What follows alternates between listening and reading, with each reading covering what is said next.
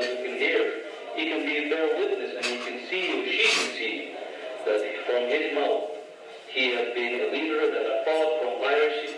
He has built the region, and he can literally see that he has done what he sought to do.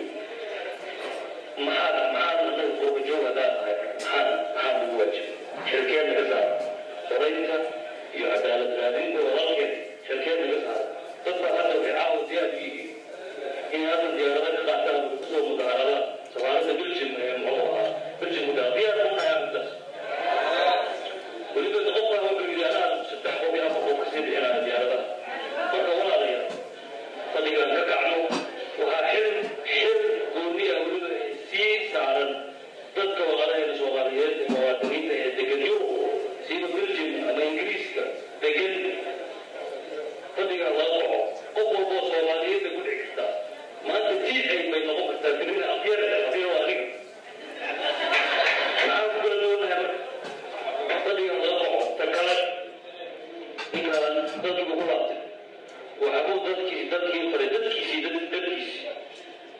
waxa hadda dhashay dadkii noqon lahaa isaan dowladda soomaaliya ku socotaa arrinta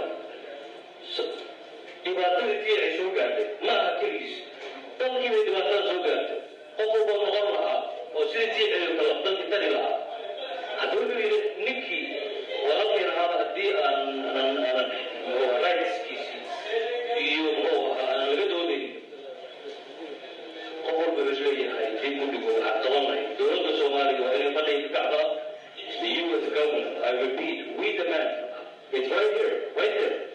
You can see DNA and his picture is right behind the American flag.